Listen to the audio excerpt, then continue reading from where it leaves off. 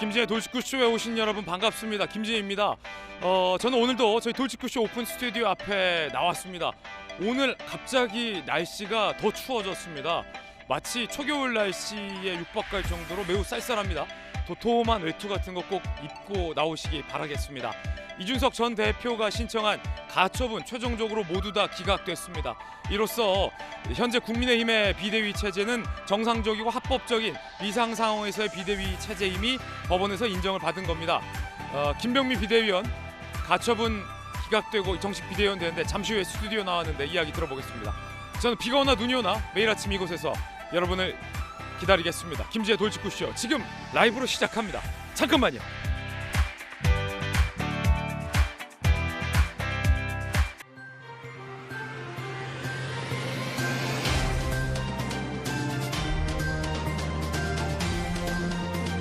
신문 읽어준 남자입니다. 박범계 의원과 한동훈 장관이 어제 국감에서 맞붙었습니다. 박범계 의원은 한동훈 장관에게 국회의원이 부르면 예, 의원님이라고 답해야 한다고 가르쳤습니다. 예의 범절을 중요시하는 것 같습니다. 예의 범계.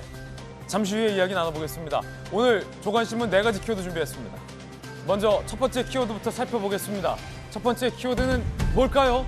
이겁니다. 12대. 동아일보 3면이 쓰고 있는 기사인데 어떤 기사일까요? 함께 보시죠. 북한의 전투기가 특별 감시선을 넘어 우리 쪽으로 1시간 사격 훈련을 했습니다. 위협 비행을 했다라고 볼 수 있습니다. 공대지 사격 훈련. 한국과 미국의 강대강으로 맞선 그러자 우리 대한민국 가만히 있을 수 없죠. 더 많은 전투기를 즉각 우리가 띄웠습니다. 일촉즉발의 상황이었습니다. F-15K 등 최신의 최정예 전투기를 띄웠습니다. 북한이 전투기를 띄워서 우리 쪽으로 남하하면서 편대 비행을 한 경우는 매우 드뭅니다. 이례적 상황입니다. 그런데 샅샅이 뜯어보면 북한이 띄운 건 그 옛날 미극이, 우리가 띄운 건 F-15K 최정예 전투기입니다. 제가 참 좋아하는 어떤 전문가가 이렇게 비유를 하더군요. 폰이랑 제네시스 G90의 대결이다. 애초에 성립될 수 없는 대결이었다는 거죠. 잠시 후에 이야기 나눠보겠습니다. 두 번째 키워드 살펴보시죠. 두 번째 키워드는 이겁니다. 플러스 1년. 플러스 1년. 이준석 전 대표가 신청한 가처분은 모두 기각됐는데 국민의힘 윤리위는 어떤 징계를 내렸을까요? 한국일보입니다. 1년 더. 6개월 받고 1년 더. 이준석 리스크. 석 달 만에 마침표를 찍었습니다. 이준석 전 대표의 패배, 정진석 비대위 체제의 승리로 귀결됐습니다. 그리고 윤리위는 이준석 전 대표에게 1년 더 징계를 내렸습니다. 사실상 이준석의 정치 생명이 벼랑 끝에 몰렸다라는 분석이 지배적입니다. 잠시 후에 이야기 나눠보겠습니다. 이어서 다음 키워드입니다. 세 번째 키워드는 뭘까요? 바로 이겁니다. 3,600. 오늘 조선일보가 신면에 쓰고 있는 기사입니다. 안전 불감 킥보드. 킥보드 많이 타시죠? 그런데 올해 그거 아십니까? 구급차에 실려간 인원이 3,600명입니다. 킥보드 타다가. 이송 환자 70%는 20대 이하. 사망자도 1년 새 2배 늘었습니다. 안전수칙 모르고 재미로 타다가 사고 나는 경우가 늘고 있어요. 무면허, 무헬멧, 음주운전까지 해요. 킥보드. 이거 위험천만합니다. 그러다 구급차 실려갑니다. 이어서 다음 키워드입니다. 네 번째 키워드는 뭘까요? 바로 이겁니다. 200. 뭐 숫자 많아요. 12, 1, 3,600, 200. 함께 보시죠. 킹달러 막느라 한 달 새 200억 불 급감. 당국이 이례적으로 외환 보유고에 대한 브리핑까지 했습니다. 제 기억으로는 이거 처음입니다. 외환 위기는 없다라고 당국은 얘기를 했습니다. 정부는 위기설을 일축했습니다만 무성한 소문은 퍼지고 있습니다. 공매도 금지두고 금융당국이 엇박자를 보이고 있다는 비판도 있습니다. 우리나라 외환 보유액이 전 세계 8위 안에 든다. 걱정 마라. 정부는 자신만만하다라는 입장도 내놓았습니다. 지금까지 신문 읽어주는 남자였습니다.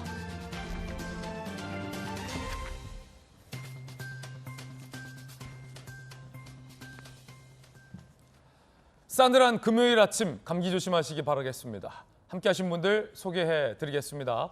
자, 국민의힘의 대표적인 청년 리더 2명입니다. 천하람 혁신위원 그리고 이번에 가처분이 기각되면서 되살아난 김병민 비대위원 나오셨습니다. 돌직구쇼 좌장 서울시 부시장을 역임한 김영주 전 의원, 민주당의 대표적인 청년 리더 전용기 의원 나왔습니다. 어서 오세요. 잘 오셨습니다. 국감철입니다. 법사위 국감이 있었는데요. 박범계 의원이 한동훈 장관과 신경전을 펼쳤습니다. 박 의원이 의원님이 부르면 네 의원님이라고 대답해야 한다고 예의 범절을 국감장에서 가르쳤습니다. 그 장면 포함한 첫 번째 이야기 지금 시작합니다. 한 박범계 으르렁 의원이 물어보면 장관은 뭐라고 답해야 할까요? 오늘의 퀴즈입니다. 의원이 물으면 장관은 뭐라고 답해야 할까요? 박범계 의원이 가르친 답안은 예 의원님이었습니다. 근데 이번에 우리 범죄예방 정책국의 인원 증원이 안 됐어요. 행안부 이제 좀 관심이 당깁니까? 들어가 있습니다. 자세를 더 이렇게 하시는 들어가 거니까 있습니다. 뒤로 이렇게 예. 하고 계시다가 예. 자 이제 구미가 좀 당기시는 분이에요. 예, 관심이 있습니다. 국회가 도와달라 이렇게 말씀하셨는데 그러면 국회는 당연히 도울 의향이 있습니다. 절대적으로. 그럼 장관님께서 행안부를 좀 설득해가지고 금년이라도 그렇습니다. 이번 예산에 심사할 때 그것을 같이 함께 협업으로 좀 한번 설득할 용의가 계셔요? 지금 그러고 있고요. 저 위원 그러니까 당연히 의원이 그렇습니다. 이렇게 물어보면 예. 의원님 그렇게 좀 해주십시오. 예, 의원님. 예. 하는 게 그렇게 예의지. 하겠습니다. 장관께서 혐오와 증오의 정서를 갖고 있지 않은지 염려됩니다. 그렇다면은 그것은 국가를 운영하는 데서 대단히 좋지 않은 정서다라는 점을 지적을 드리는 거죠. 저는 그렇지 않고요. 위원님도 저한테 안 그래 주셨으면 좋겠습니다. 내가 오늘 얼마나 부드럽습니까? 저도 노력하고 있습니다. 예. 제가 안 그러면 안 그럴래요? 말씀. 고개 끄덕거리지 말고 답을 해주시. 저는 증오의 정서 없다고 좀 방송 나가지고 내가 제가 다른 방송 들었나 보죠. 자 못 들었는데 무슨 말을? 이쯤 되면 싸우다 정들었다 이렇게 표현해도 될 것 같아요. 싸우다 정든 것 같아요. 박범계 의원이 평소와 다르게 부드럽게 질의를 했습니다. 그리고 한 장관도 부드럽게 답변을 해서 국감장이 여야 할 것 없이 웃음꽃이 피었는데 참 이거 맞다고 해야 될지 아니다고 해야 될지 보는 저희는 잘 모르겠습니다만 어떻게 보셨습니까? 김병민 의원님. 예. 의원님이 부르면 장관은 예 의원님이라고 답변을 해야 한다. 문득 박범계 의원이 윤석열 대통령이 검찰총장 당시에 자세 똑바로 앉으라고 호통쳤던 걸 보면 박범계 의원은 이 예의 범절을 굉장히 중요하게 여기시는 분 같아요. 그러면서 당시 윤석열 검찰총장이 과거엔 저한테 안 그러지 않았습니까? 라는 한마디로 전세 역전이 되기도 했었죠. 박범계 의원이 만약 좀 윽박을 지르면서 예 의원님이라고 해야 되지 않냐 이렇게 호통을 쳤으면 굉장히 날선 비판, 비난이 있었을 텐데 분위기가 화기애애하게 저렇게 얘기하니까 좋더라고요. 예, 분위기 좋았어요. 예, 그러니까 한동훈 장관도 웃으면서 예 의원님 얘기를 하고 국정감사장에서 나를 세워서 정부 행정부가 갖고 있는 문제점들이 지적하는 게 입법부의 역할이기도 합니다만은 역시 마찬가지로 정부가 좀 잘 되기 위한 과정 속에서 함께 국가를 위해 다루는 장 아니겠습니까? 저렇게 좀 예의를 지키고 상대를 존중하면서 물어보니까 또 그 말 속에 뼈가 있으면서 잘못된 게 있으면 명쾌하게 따져 묻고 이런 방식의 분위기가 법사위에 좀 더 많아졌으면 좋겠다라는 생각이 듭니다. 예. 그런데 참 김영주 의원님 의원 하셨지만 좀 좀 구태의연해요. 똑바로 앉으라라든지 국감에서 그래도 장관인데 부처 장관에게 국회의원이 부르면 예 의원님이라고 답해야 한다는 게 글쎄요. 행정부가 피감기관이긴 합니다만 국회의원도 국민을 대표하는 대표적인 자리지만 장관도 부처를 대표하는 자리이고 국민을 상대로 봉사하는 자리인데 국회의원이 더 위에 있는 것처럼 이런 건 아니잖아요. 그러니까 이제 장관이나 관료들한테 호통쳐서 자기의 권위를 내세우던 시대는 지났죠. 이제는 실력과 그야말로 권위가 아니라 권능으로서 자기를 존재감을 나타내야 돼요. 이거 명언이네요. 예, 시대의 변화가 그렇게 요구하고 있고요. 그래서 실제로 자세 타령이고 말투 타령 이렇게 얘기하는 것은 식상한 얘기입니다. 식상한 얘기다. 결과적으로는 조금 이제 그 하드 파워에서 소프트 파워로 왔다는 것은 실제적으로 자세라든지 형식 그런 걸 가지고 윽박지르는 것이 아니라 실제 내용으로서 접근하고 또 우리가 원하는 국민들이 원하는 어떤 핵심적인 질의를 통해서 답변을 이끌어내므로써 그것이 이제 장관에게 그것을 설득시키고 동의를 구함으로써 자기의 존재감을 뽐내는 시대로 가야 되는데 뭐 어제 오늘 우리가 보는 화면은 이렇게 부드럽습니다만은 사실 어제 법사위에서도 굉장히 법사위의 권한을 뛰어넘는 다양한 이야기들이 많았습니다. 그 자체가 너무 자기 정치를 위해서 이것을 활용하려고 하는 한동훈이라는 스타와 내가 이렇게 꾸짖었다 붙었다 이렇게 얘기하는 부분에 대한 작은 욕망들이 많이 분출됐다 볼 수 있는데 앞으로 그야말로 저 시간대가 굉장히 국민들을 위한 금쪽 같은 시간이라는 것을 국회의원들이 있어서는 안 될 것이다 그렇게 봅니다. 예. 자, 이게 부드럽게 말을 오갔지만 내용은 좀 뼈가 있었어요. 이를테면 박범계 의원이 한동훈 장관에게 한 장관은 전임 정부와 전임 인사들에 대해서 혐오와 증오의 정서를 갖고 있는 것 같다라고 얘기하니까 한 장관이 잘 생각해 보겠다. 그러자 또 박 의원이 대단히 그런 생각을 갖고 있다면 좋지 않은 정서이다라고 하자 한 장관이 저도 그렇지 않고 의원님도 저한테 안 그래주셨으면 좋겠다. 굉장히 뼈 있는, 쉽게 말해서 박범계 의원은 천하람 의원님, 네. 아니 한동훈 장관 우리 싫어하지? 전 정부 사람 맞잖아. 그러니까 한 장관은 아니 의원님이야말로 저를 싫어하지 않냐. 이 말을 사실을 지금 주고받은 거잖아요. 웃고 있지만 그렇죠. 내용은 살벌해요. 네, 그렇긴 한데 이제 결국 저희가 모두 양쪽 다 증오의 감정, 혐오의 감정 이런 거는 좀 없애야죠.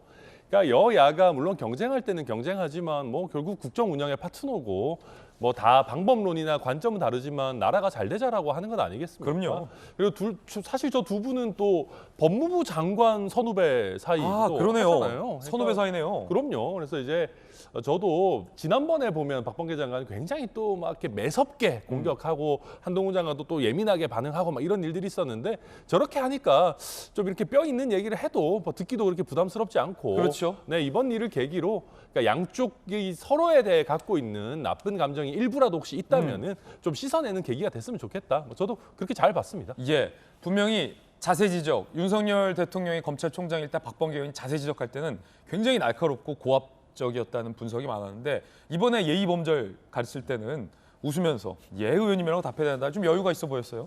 그 전윤기 의원님 옆에서 보실 때 박범계 의원이 나는 한 장관에게 싫어하는 마음이 없다라고 방송에 나갔다라고 하는데 어떻게 해요? 뭐 본인 노력하고 있다라고도 말씀하셨는데 안 싫어합니까 한 장관? 싫어하지는 않는 것 같습니다. 좀 그러나 정든 아직 것 같아요 지금 보니까. 약간 그런 것도 없지 않은 것 싸우다가. 같고 그렇죠. 이렇게 그래. 고압적인 모습을 보이는 게 사실 대화가 안 된다라는 생각이 좀 서로가 깔려 있는 것 같아요. 예. 그러니까 고압적으로 어차피 소리 지르고 윽박 질러봐야 상대방도 더럽게 바로바로 나올 것임을 이제 박범계 장관 의원께서도 인지를 하신 것이죠. 그러니까 어떻게든 분위기를 좋게 좀 풀어보려고 하는 겁니다.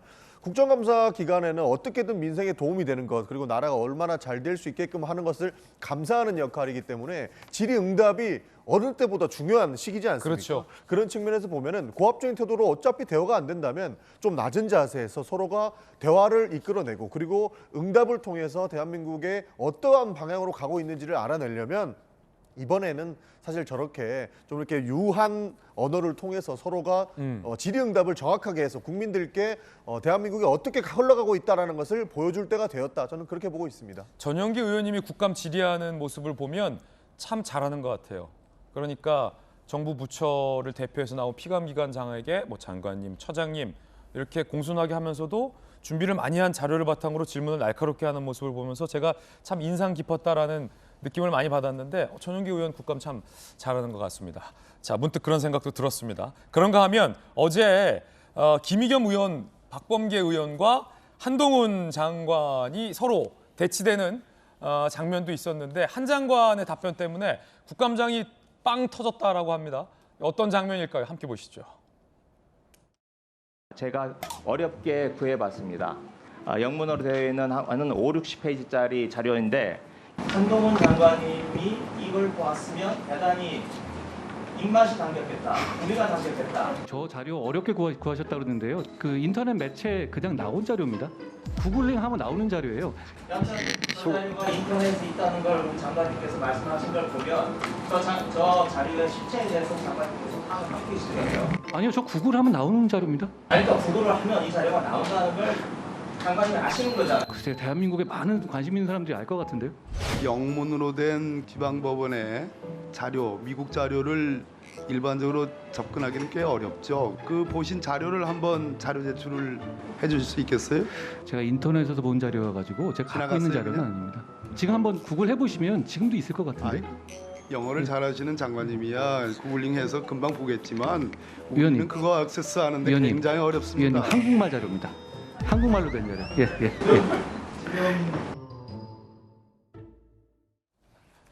이게 참 재밌는데 김의겸 의원은 굉장히 어렵게 구했다. 미국의 뭐 문서고 영어로 돼 있는 그래서 번역까지 막 다 해서 어렵게 구한 자료다라고 했는데 한 장관은 그거 한국말로 이미 다 나와 있다 번역이 구글링 해보셔라. 그러니까 박범계 의원이 장관님이야 영어를 잘해서 그렇지만 우리는 억세스하는데 어려웠다라고 하니까 한국말 자료다라고 해서 국감장이 빵 터졌는데 진실이 뭡니까, 천하람 의원님? 한국말 자료가 있습니다. 한국말 자료예요? 네, 이미 이제 외국에서도 한국말로 소개가 됐고 또 국내 언론에서도 그걸 받아가지고 또 일부 매체에서 또 기사화 한 것도 있어가지고요. 결론적으로는 한동훈 장관이 맞고 또 여기서 이제 한 가지 또 뭐 한동훈 장관이 얻어간 것이라고 한다면은 우리 야당 의원들에게도 이 어떤 영어 실력을 한 번 더 인정받은 게 아닌가 뭐 이런 생각이 듭니다. 이게 이제 어떤 자료인지 간단하게 그래도 설명을 드리면은. 이게 그 그리피스라고 이더리움이라는 암호화폐 그 개발하는 분인데 이분이 이제 북한의 암호화폐 개발 그 기술을 어떻게 좀 전수해 준 거 아니냐 뭐 이런 논란이 사실 있었습니다. 또 그 와중에 당시에 이제 박원순 서울시장, 이재명 성남시장과 함께 뭐 리서치 센터를 만드느니 뭐 이런 식의 이제 얘기들이 있었었기 때문에 결국 이게 이제 한동훈 장관으로서는 좀 관심을 가질 만한 이슈가 아니냐라고 김의겸 의원은 물었던 것이고. 네, 뭐 한동훈 장관이 잘 얘기한 것처럼 이게 실제 한국과도 관련이 있는 일이기 때문에 한국어로 이미 자료가 나와 있어요. 그래서 뭐 영어 자료 보시느라 고생했다. 뭐 오랜만에 영어 자료 보시는 거 뭐 그 자체 나쁜 일은 아니었겠지만은 약간 좀 쓸데없는 고생을 하신 거 아닌가 하는 생각도 듭니다. 김의겸 박범계 의원이 한국말로 번역된 자료를 미처 못 보고 힘들게 액세스 하실 수는 있으시죠, 그렇죠? 그럼요. 그럴 경우는 또 있을 것 같아요. 여기서 근데 우리 국감장이 웃음 바다가 이렇게 됐다. 서로가 이제 좋은 분위기가 됐다라고 이야기하지만 사실 저는 저 상태에서는 한동훈 장관의 답변 태도가 잘못됐다고 생각을 합니다. 왜냐하면 국민의 대표로서 한 장관께 질의를 한 거예요. 김의겸 의원 같은 경우에는 정보 그리고 자료를 찾아서 제시를 했지만 이 자료를 찾기까지에는 이 관심사를 두고 엄청난 공을 들여서 찾아낸 이 자료들이란 말이죠. 김의겸 의원은 어렵게 찾고 어렵게 번역하고 했다. 그렇죠. 이제 이 원본 자료를 가지고 번역해서 그렇죠. 이제 제시를 해야 돼서 국정감사에 들고 나오는 자료는 엄청나게 많은 검토 끝에 가지고 나오는 자료인데 장관께 이 자료 장관님이 관심 있게 볼 것 같은데 어떠세요? 했는데 한 장관의 답변이 그거 아무 때나 다 찾을 수 있는 겁니다. 그럼 뭐 구글하면 나올 수 있는 그걸 가지고 뭘 중요한 자료라고 얘기하십니까? 라고 사실상 웃으면서 얘기했지만 속에는 사실 뭐 이렇게 뼈가 있었다 이런 얘기가 있었던 거죠. 그리고 이런 자료를 그러면 장관님이 어떤 자료를 봤는지 우리 모르겠으니까 박범계 의원께서 그 자료를 좀 내봐라. 우린 잘 모르겠으니까 그 자료 장관께서 보신 자료 구글하면 찾을 수 있는 자료를 본 걸 한번 줘봐라. 우리도 검토해보겠다 하니까 아니 한국말 자료니까 직접 한번 찾아보시라. 사실 정부를 대변해서 나오신 분이라면 이런 자료 제출 요구에 대해서는 당연히 응해야 되는 것은 이거 법적으로 나와 있는 내용이거든요. 근데 이거 별거 내용 아닙니다. 그리고 뭐 알아서 찾아보세요. 이런 식의 태도는 분명히 잘못된다는 것을 우리가 짚고 넘어가야 됩니다. 한동훈 장관이 대답하는 과정을 보면 굉장히 예의를 갖춰서 또 묻는 의원에게 답변하는가 하면 김의겸 의원 같은 경우, 최강욱 의원 같은 경우랑은 날선 공방들이 벌이긴 하는데요. 김의겸, 최강욱은 예외다. 최강욱 의원은 본인과 인연이 있으니까 그럴 수 있고 김의겸 의원은 좋은 인연은 아닐 텐데. 김의겸 의원은 뜬금없이 한동훈 장관에 대해서 너무 많이 나가는 상상력을 발휘하는 경우들이 있어요. 이날에 대한 질문도 단순하게 두꺼운 자료를 내가 확보했다. 대한민국의 국익을 위해서 법무부의 여러 가지 내용들을 갖고 얘기한 게 아니라 한동훈 장관이 지난번에 왜 뉴욕을 가지 않습니까? 그 당신 뉴욕 왜 갔어? 라고 하는 걸 갖고 지난번에도 있지도 않은 내용들을 한동훈 장관에게 얘기했다가 설전이 벌어졌잖아요. 이번에도 지금 이더리움의 개발자를 언급해서 꺼냈던 이유들도 이건 대한민국 국민들이 아무도 알지도 못하고 큰 관심도 없는 건데 이 사람을 기소했던 곳이 바로 뉴욕 남부 연방 검찰청이다. 그래서 장관이 거기 갔지라고 얘기를 꺼내게 되는 거니까 아하. 한동훈 장관이 보기에는 그 검색하면 다 나오는 거예요. 보면 알 수 있는 건데 그런 거를 뭔가 대단한 자료냐 찾아서 나를 이런 식으로 엮어 들어가는 겁니까라고 얘기를 점잖게 한 건 아니겠습니까? 그러니까 민주당 입장에서는 논리적인 공방에서 한동훈 장관이랑 이 대척점이 잘 쓰게 되지 않을 때 태도 문제를 항상 거론하게 되는데요. 저는 저 자리에서 한동훈 장관이 대답할 수 있는 위트 있는 대답을 잘 던졌다고 생각을 합니다. 예. 자, 그런가 하면 법사위에서 검수완박과 관련된 설전도 있었습니다. 들어보시죠. 대한민국 국회 양대 정당 그리고 거의 모든 국회의원이 전부 다 속으로 중요범죄 수사를 못하게 하려는 의도와 속마음을 갖고 있었던가요? 저 당시에? 그렇게밖에 해석이 안 되잖아요. 그럼 왜 이거 하셨습니까? 누굴 지키겠다는 생각 아니셨습니까? 전혀 아닙니다. 그럼 왜 하신 겁니까? 왜 국민한테 이렇게 피해를 주는 법을 여기 만드셨어요? 있잖아요. 합의문에 왜가 없습니다. 왜? 민생 사건을 처리해야 되는 검사와 수사관들을 정치와 관련된 탄압 수사에 동원하고 있다라는 제보가 있어요. 전혀 사실이 아니고요. 검수완박을 해놓으셨기 때문에 민생을 직접 수사하기가 참 어려워졌다는 점을 다시 한번 제가 호소드리고 싶고요. 검수완박과 무슨 상관이 있습니까? 민생 수사에서 자, 기본적으로 그림 지금 다섯 마약 번째 수사라든가 PPT 이런 거 한번 못하게 볼까요? 해놓으셨잖아요. 한 장관의 반박, 검수완박, 솔직히 누구 지키시려고 통과했던 거 아니냐라는 질의에 대해서 민주당 의원은 누구 지키려고 통과시킨 거 아니다라고 답변하는 장면이 많이 보도가 되고 있습니다. 김영주 의원님 어떻게 보셨습니까? 누굴 지킨다라는 거죠? 저는 지금도 제가 민주당 의원들이 참 좀 모자란다고 생각하는 게 검수완박을 한 적이 없어요, 결과적으로. 그러면서 계속 한동훈 장관한테 검수완박을 했다고 대치를 당하고 있어요. 그러니까 그런 노력을 했는 것은 기본적으로 국민들이 검찰에 대한 어떤 개혁이 필요성, 수사가 남용된다라든지 기소가 남용된다 그런 부분인 거고, 결과적으로 보면 검수완박이라고 하는 부분이 결과 국회 합의에 의해서는 등으로 인해서 완박이 안 돼 버린 거죠. 이제. 완박이 안 됐죠. 예, 안 되고 난 다음에 계속 완박을 했다고 들박. 공격을 받는. 그렇죠. 들박. 이제 그러면 그 상황에서 이제 접점을 가져야 되는데 계속 완박이다 아니다라는 공격을 받고 있거든요. 예. 사실은 그런 의미에서 그러니까 뭐 수사권 말하자면 쉽게 얘기해서 이재명 구하기 아니냐라고 하는 공격에 대해서 답을 제대로 못 하고 있다. 이제 그런 건 좀 아쉽게 생각하고요. 또 기본적으로 그런 의미에서 조금 다시 한번 어떤 현재 통과된 법 하에서 어떻게 합리적으로 검찰권과 경찰권을 조정해 갈 것인가에 대한 접점으로 민주당이 가야 되는데 그런 논의를 하지 못하기 때문에 계속 한 장관한테 공격을 당하고 터무니없는 공격이라고 봅니다. 그런 것을 당하고 있다. 그렇게 봅니다. 예, 말 나온 김에 검수완박은 누굴 지키기 위해서 통과시켰다, 아니다. 이게 설전이었잖아요.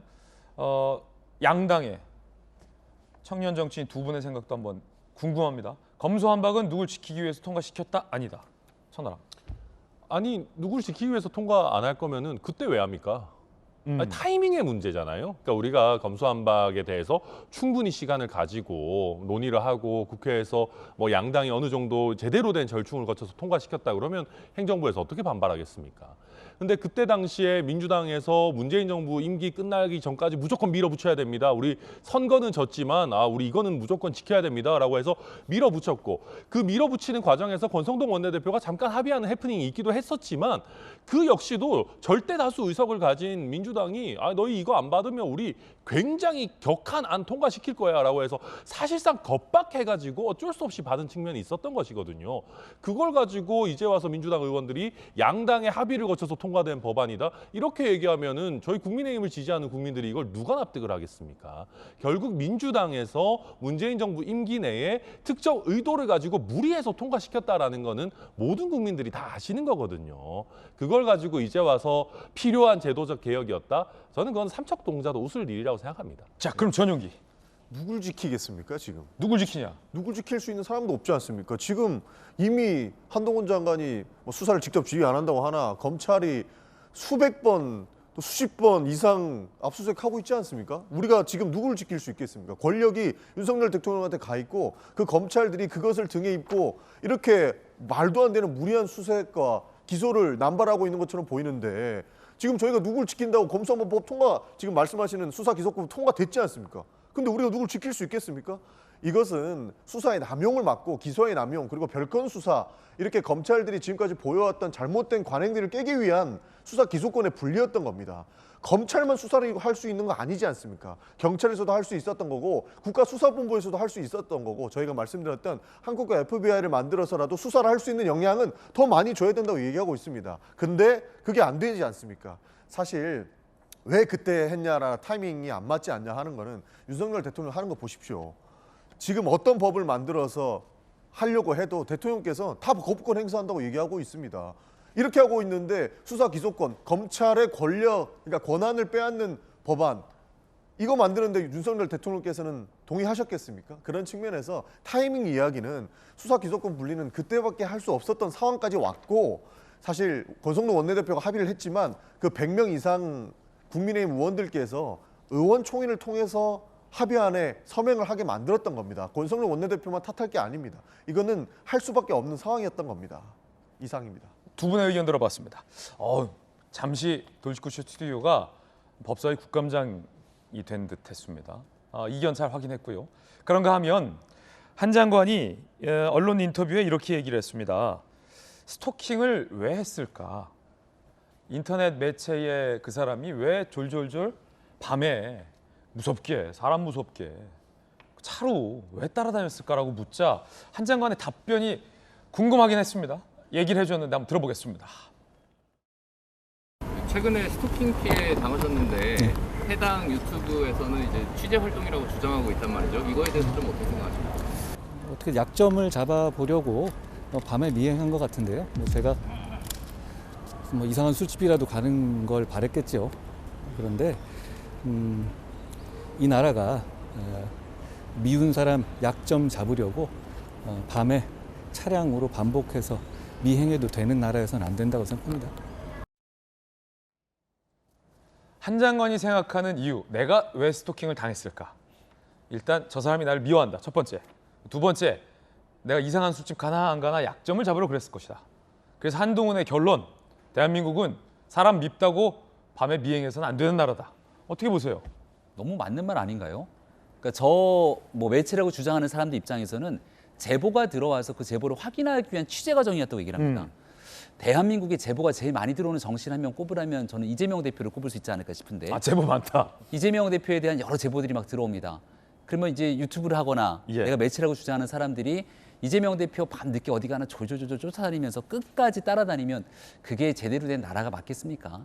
그 대한민국에 정말 좋은 취재력을 가지고 남들이 알아내지 못하는 것까지 단독 보도해가면서 정말 사건의 진실을 밝히기 위해 노력하는 언론들이 수많이 있습니다.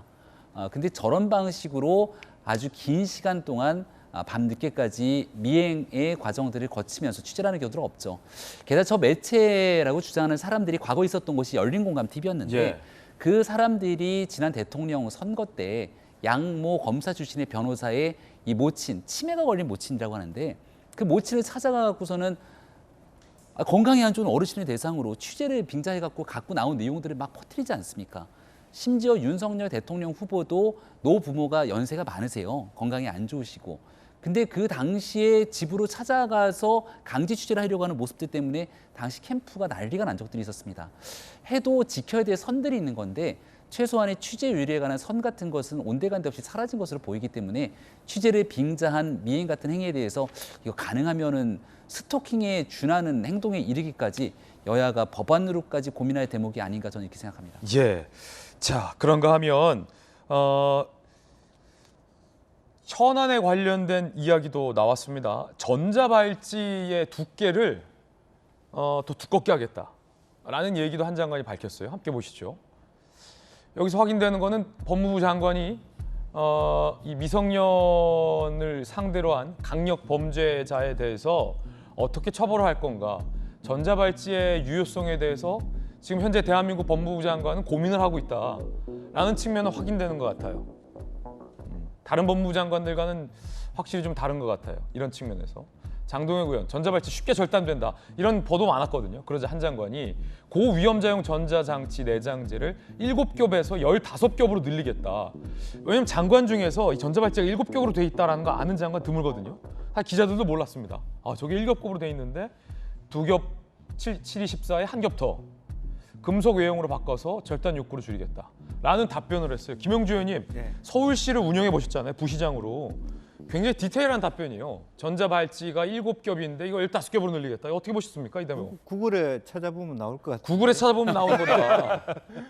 구글을 안 했네 제가. 근데 문제는 이제 이런 그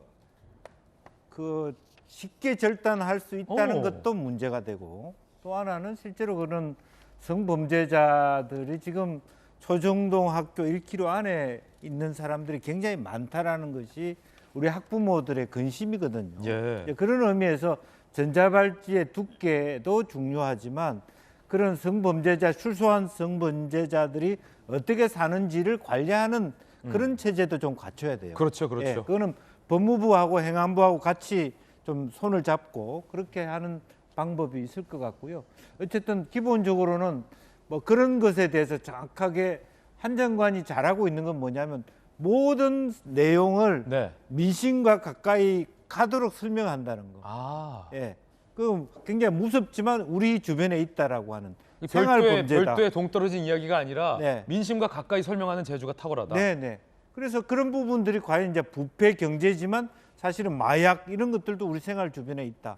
또 성범죄자들도 스토킹 범죄자들도 우리 생활의 안전을 위협하고 있다. 이런 깡패 때려잡겠다. 네. 때려잡겠다는 표현 안 그런 했군요. 어떤 대중과의 여론전에 굉장히 탁월하다. 그렇게 생각 들고 그런 데 대한 자기의 관심들, 즉 경검 수사권 분리로 인한 검찰의 어떤 위축된 분위기들을 여론전을 통해서 자기층을 가져가려고 하는 이건 기술이네요. 예, 대단한 그런 기술이네요. 전략이 대단하다 저는 그렇게 보여집니다. 그러니까 검경 수사권 분리하면 왠지 좀 우리와 동떨어진 얘기일 것 같고 어렵기도 하고 법안 얘기니까 한데 깡패, 조폭, 마약, 성범죄자 이런 쉬운 얘기들로 민생과 관련된 얘기들을 풀어가는 기술이 있다. 김영주 의원님의 이 분석도 참 흥미로워요. 그런가 하면 최근 논란이 됐었던 윤석열차 고등학교 학생이 그린 그림에 금상을 준 것과 관련해서 문체부가 엄중 경고한 것과 관련한 논란에 대해서 김남국 의원이 질의를 했는데 한 장관 답변은 뭐였을까요? 함께 보시죠. 김남국 의원이 왜 고등학생까지 칼든 검사 그림을 그린 건지 의견을 듣고 싶다라는 질의를 했습니다. 그러자 한 장관, 표현의 자유 넓게 보장돼야 한다 생각한다. 풍자와 혐오 경계는 모호하다. 이 그림을 보며 혐오나 증오 정서 퍼지는 건 반대. 내가 심사위였으면 상은 안 줬을 것이다 라고 답변을 했습니다. 전은기 의원님 어떻게 보셨습니까? 그러니까 저게 혐오한다라고 어떻게 볼 수 있겠습니까? 사실 풍자, 원래 미술이나 그리고 만화의 주된 기능은 풍자와 이제 그 비판의 기능을 담고 있습니다. 그런 측면에서 사실 고등학생이 그림을 그린 거고 나는 이것을 보고 상을 안 줬을 것이다라고 이야기를 하지만 그러면 만화의 기능 그리고 어느 정도 색안경을 끼고 있는 것이 아닐까 저는 그렇게 보고 있습니다. 실제로 뭐 이렇게 뭐 표절 논란까지 이야기를 하고 있지 않습니까? 근데 영국에서 옛날 영국의 총리를 그렸던 그 사람까지 나와가지고 이거는 대단한 실력자가 나온 것이고 대단한 풍자를 한 것이다. 표절 논란이 나온 것은 그리고 정부가 억압하는 측면이 오히려 더 볼썽사납다 이런 얘기도 하는 것 같더라고요. 그런 측면에서 보면은 우리도 색안경을 벗고 비판은 겸허하게 받아들이는 모습을 보여야 하지 않을까 저는 그렇게 보고 있습니다. 예, 첫 번째 이야기 흥미로운 부분들이 많아서 골고루 저희가 의견 들어봤습니다. 이번엔 저희가 준비한 두 번째 이야기인데 이것도 흥미롭습니다. 검찰의 수사와 관련돼서 또 다른 양상이 전개되는 것 같습니다. 검찰이 한 군데를 압수수색했는데 이곳이 이게 심상치 않아 보입니다. 두 번째 이야기, 그 주제를 지금 공개합니다. 이재명 수사의 본질이라는 제목이에요. 검찰이 쌍방울 비리 관련해서 한 단체를 압수수색했습니다. 그런데 이 단체 심상치 않아 보입니다. 어떤 단체일까요? 누가 연루돼 있을까요? 함께 보시죠. 동북아 평화경제협회, 새로운 단체가 등장했어요. 2008년 이화영이 설립한 동북아 평화경제협회 관련 4곳을 압수수색했는데 경기도 대북 사업 자료 등을 확보했다라고 전해져요. 이화영 부지사가 경기부지사 임명 전까지 이사장으로 활동했어요. 그런데 이 인물이 등장합니다. 현재 이해찬 전 대표가 이사장. 이해찬 전 대표는 대선 국면에서 이재명 현 대표를 강하게 밀어준 뒷배, 정치적인 뒷배. 쌍방울 추진하던 북한 광물 사업 관여 의혹 등등과 관련해서 압수수색을 펼쳤는데 이해찬 전 대표 이름이 이번에 나왔다는 게 굉장히 심상치 않아 보입니다. 김용주 의원님 어떻게 보십니까?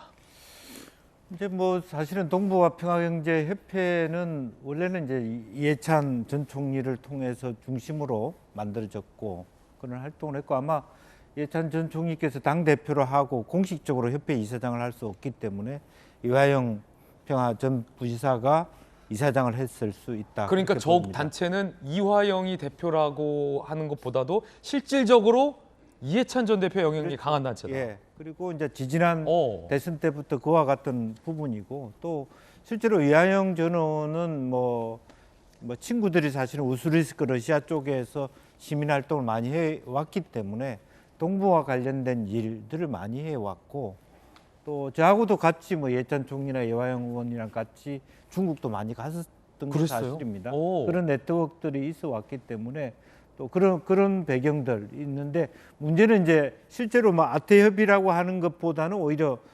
동북아평화경제협회가 훨씬 실질적인 구성원들이 많았다 그렇게 볼 수 있는 거고 이 구성원들이 그것을 좀 포괄적으로 지원해주는 형식이고 또 그러면서 이제 이화영 이사장이 말하자면 전 평화 부지사로 가면서 건물사를 타고 쌍방울의 실질적인 남북 교류 활성화의 창구로 삼았다. 그렇게 보는 거고 따라서 이화영을 중심으로 두고 이재명, 이해찬 또 그 속에 활동했던 많은 기업인들과의 유착관계 이런 것들을 검찰이 보고 있는 거 아닌가 그렇게 보여집니다. 그렇군요. 아태협보다도 훨씬 더 실질적인 단체이고 쌍방울이 사실상 북한 관련된 창구를 바로 이 이해찬 전 대표의 영향력이 강한 동북아 평화경제 협회인가요? 예. 평화협회 이곳을 통해서 뭔가가 이루어진 거 아니냐. 그리고 사람을 중심으로 본다면 이화영, 이해찬, 이재명. 검찰이 무언가를 기대하는 것 같다. 이 단체에서. 이런 분석이에요. 천하람 변호사님 어떻게 봅니까? 네, 그렇습니다. 지금 이제 이 단체를 통해서 실질적으로 북한에서 뭐 대남 사업을 담당하는 뭐 실무 담당자를 뭐 중국에서 만나기도 하고 여기 통해서 굉장히 그 경기도에 뭐 당시 국장과 연결도 되고 뭐 다양한 활동들이 펼쳐진 것 같아요. 실제로 이재명 지사가 경기도지사를 하고 있던 그 중에 대북 사업에 대해서 많은 의지를 드러냈었습니다. 사실 부지사 이름도 평화부지사라고 바꾸기도 했었고요. 그런 상황에서 여기에 뭐 이런저런 어떤 정치적 영향력뿐만 아니라 경제적인 이권까지 개입된 것 아니냐라는 지금 의구심들이 나오고 있고 또 그 경제적인 이권이라는 것이 쌍방울이라고 하는 특정 회사와 어떤 밀접하게 관련돼 있는 거 아니냐라는 의구심이 이제 좀 구체적으로 드러나고 있는 그런 상황으로 보입니다. 또 사실 지난 경선 때 이재명 후보를 당시에 이제 굉장히 좀 강하게 지지를 하는 분들이 많이 있었는데 사실 또 저기 동북아 평화협회에 몸담고 계시는 분들이 좀 그런 분들이 많았었어요. 그러다 보니까 이게 뭔가 어떤 이재명이라는 사람을 중심으로 해가지고 여러 권력과 재계와 또 어떤 선거운동과 이런 수많은 것들이 좀 뒤얽혀 있는 것 같다라고 하는 느낌을 지울 수가 없습니다. 예, 그런가 하면 이 쌍방울이 주가를 띄워서 북한과 소위 나눠먹게 하려는 것 아니냐라는 의혹도 보도가 됐습니다. 언론 보도입니다. 노컷뉴스 보도에 따르면 쌍방울이 북한 광물 자원 개발 소식을 띄운 후 주식이 뛰었어요. 주가를 인위적으로 부양시킨 거죠. 북한과 이익을 배분하려는 모의를 한 것 아니냐라는 의혹을 제기했습니다. 아직은 의혹 수준입니다. 국정원 내부 문건이 있어요. 북한의 리호남 2018년 12월 남측 인사와의 대화가 이 국정원 문건에 기록됐다라는 보도입니다. 상장 회사를 통해서 북한 사업에 투자해 발생하는 이익을 배분하는 게 좋겠다. 이게 검찰 시각은 이 상장 회사가 쌍방울 계열사고 이익은 주가가 올라서 발생하는 수익이 아니냐. 라는 국정원의 해석이 있다라는 보도인데 그렇게 되면 실제로 그 쌍방울 계열사가 2019년 대북 사업을 공언하면서 쌍방울 주가가 30% 가까이 폭등을 했다는 겁니다. 이익을 봤다라는 거죠. 거기에다가 더해져서 대북 제재를 피해서 수익을 북측에 전달하는 방법도 논의했다라는 의혹이 제기됐습니다. 이 대북 제재가 있는데 어떻게 북한한테 돈을 줄까? 이거죠. 보도대로라면 국정원 역시 내부 문건이 등장하는데 북한 리오남이 남측 인사와의 대화 중에 땡땡 상품권을 매주 50억 원씩 한 달에 200억을 사고 싶다. 소식통은 북측이 한국 상품권을 중국에 되팔아 현금화하는 수법은 다 아는 얘기다. 깡! 상품권 깡을 쌍방울이 논의했던 건 아니냐라는 의혹 보도도 나왔습니다. 물론 단정할 수 없다라는 말씀 거듭 드리고 의혹이 다른 수준 말씀드리고 언론 보도 내용을 소개시켜 드리는 겁니다. 자, 검찰이 이 국정원 내부 문건에서 해석한 바는 이런 거다라는 보도인데 김병민 의원님 정말 놀랄 노자 깜짝 놀랐는데 북한이 7차 핵실험한다 그러고 지금 미사일 막 쏘고 있고 그러지 않습니까? 예. 대한민국 당시 문재인 대통령을 향해서 뭐라고 얘기를 했는지도 다 기억하고 있고요. 그리고 남북 공동 연락사무소를 폭파했던 기억들도 있고. 근데 이 내용이 굉장히 신빙성 있는 건 시점입니다. 그 날짜를 그래픽 한번 띄워주시면 2018년도 12월에 남측 인사와의 대화 기록이고 2019년 1월 대북 사업을 공언하면서 주가가 상을 쳤다는 거 아닙니까? 그렇죠. 이때가 언제입니까? 2018년도에 당시 판문점 선언 그리고 9월에 평양 선언하면서 당시 대북에 관련된 평양 선언의 핵심은 남북 간의 경제 교류였거든요. 그리고 나서 여러 대북 사업에 대한 주가가 막 급등하고 있었는데 트럼프랑 관계 말 한마디에 막 주가가 흔들립니다. 마지막 대북 사업에 대한 주식이 망가지기 시작했던 것은 북한의 김정은이 희망을 갖고 열차를 타고 하노이로 가는데 하노이를 가서 만날 때까지 마지막 기대감을 가졌지만 노딜로 귀결되면서 그때부터 대북 사업은 완전히 망가지기 시작했죠. 어그러진 거죠. 그때가 2019년 2월 말 3월 초거든요. 그러니까 2019년 1월 달에 대북 사업을 공언하면서 30% 주가 한껏 부양시키고 그리고 난 다음 이거를 미리 사전에 주가를 띄우기로 공모했다면 들어가서 돈을 번 사람들이 있을 거 아닙니까? 조사하기 어렵지 않을 거라 보기 때문에 누가 어떤 세력이 돈을 들어가서 여기 이득을 취하고 나왔는지를 확인하면 매우 간단한 일이거든요. 그때 그 직전에 막 주식 오르기 전에 사놨다가 야 쌍방울이 북한이랑 광물 개발하는 데에서 30% 폭등했을 때 막 판 사람 그리고 먹고 뺀 사람 그 마지막 꼭대기에 야 북한이랑 뭘 하나 보다고 들어갔는데 그 피해보죠. 들어갔다가 나중에 하노이 정상회담 노딜되고 완전 다 망가져서 쌍방울 주가 보니까 지금 뭐 500원이 안 되던데요. 게다가 지금 뭐 여러 가지 이런 구설수까지 나오고 있으니까 M1 투자자들이 엄청난 피해를 본 사업 아닙니까? 게다가 그 돈을 마련해서 기사 읽기처럼 상품권으로 중국을 우회해서 깡으로 대북 제재를 회피하고 북한에 돈을 줬다면 그 돈 북한 관리들 소주머니에 들어가겠습니까? 그 돈이 다 어디로 갔겠습니까? 그러니까 이런 일들을 생각해 보면 나라의 이익에 대한 부분들을 철저하게 외면한 정말 뭐라고도 설명할 수가 없는 사람들 아닙니까? 사실이라면. 근데 이게 쌍방울이라고 하는 회사가요. 그 회사에 있는 사람들이 북한 사람들을 어떻게 만납니까? 예. 그냥 아무나 만날 수 있는 게 아니잖아요. 누군가는 연결고리가 있어야 될 거고. 그래서 지금 연결고리로 나오게 되는 게 구속돼 있는 이화영 대표가 나오는데 앞서 얘기한 것처럼 이화영 대표가 경기도의 부지사로 갈 때 기존에 있었던 명칭을 평화부지사로까지 바꿔요. 그리고 이런 대북 교류 사업들을 같이 경기도와 북한까지 가져가면서 그 중간에 쌍방울이 껴있는 거고 그럼 이재명 대표는 내 밑에 있는 부지사가 이렇게 다 연루돼 있는데 몰랐다면 무능한 거고 알았다면 공범이고 이런 얘기 맨날 민주당이 해오지 않았습니까? 이재명 대표도 슬슬 머리가 아프기 시작할 것 같은데 구태여 지금 상황에서 이재명 대표가 껴있다고 얘기하고 싶진 않지만 쌍방울이 어떤 방식으로 북한과 접점에 선을 맞으면서 이런 일들을 벌였는지는 빠르고 신속하게 수사해야 됩니다. 국가의 이익을 완전히 짓밟은 행위다 이렇게 말씀드립니다. 야, 이게 만약에 이 보도가 사실이라면 정말 기가 막히고 코가 막힌 얘기예요. 왜냐하면 그 쌍방울 주식 샀던 선한 주식 투자자들은 분명히 큰 피해를 봤을 텐데 그 사람들의 이 피본 돈을 자기네들과 북한이 상품권 꽝으로 나누려 했다? 근데 그 중심에 경기도 평화부지사가 있었다? 이재명 지사는 아무것도 모르고 있었다? 만약에 이게 사실이라면 엄청난 파장이 있을 걸로 보입니다.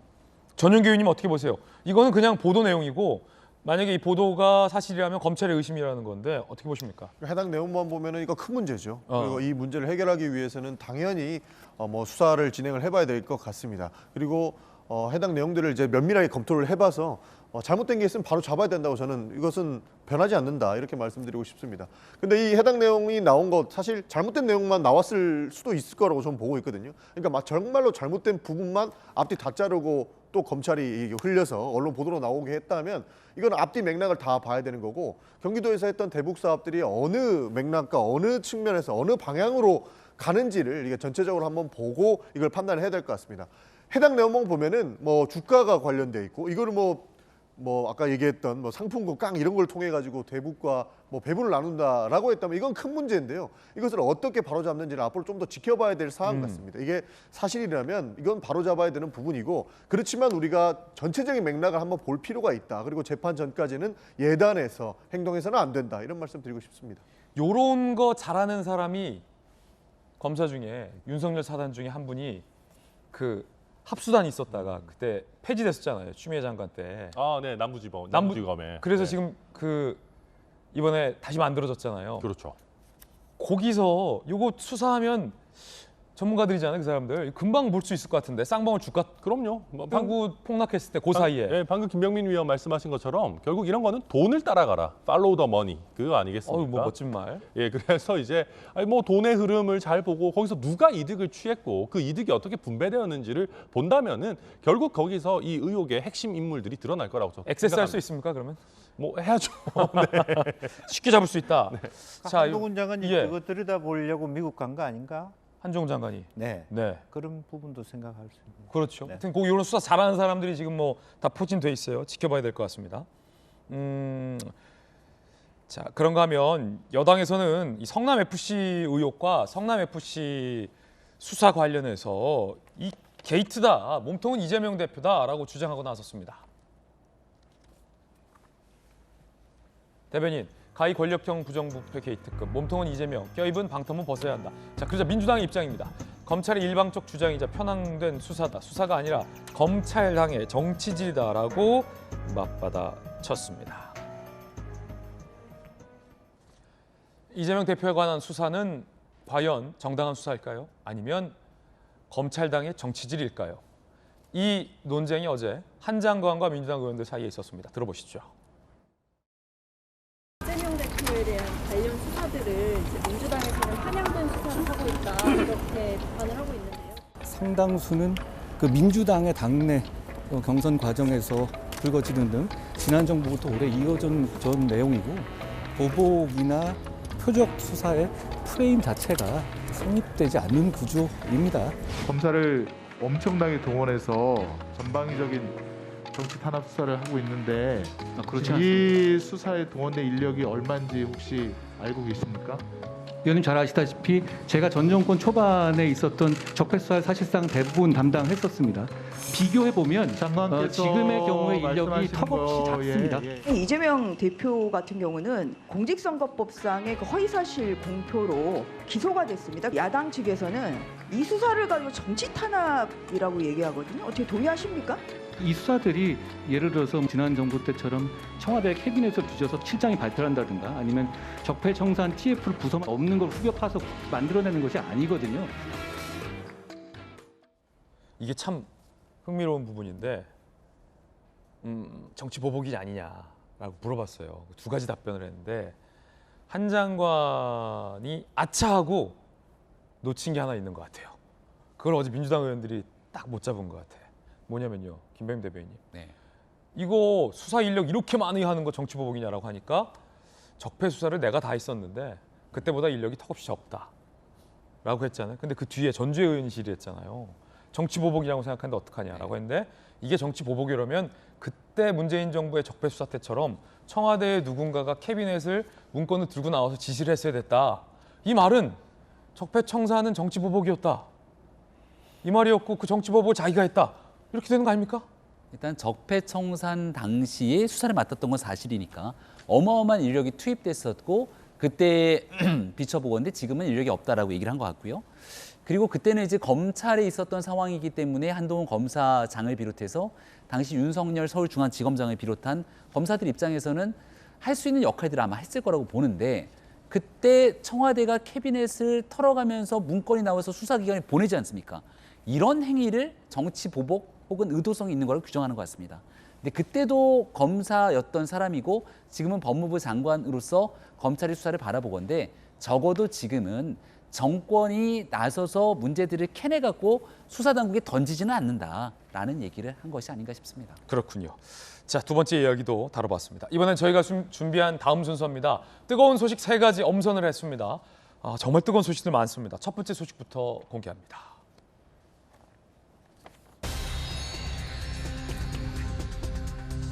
어제 해수부 국감이 있었는데요.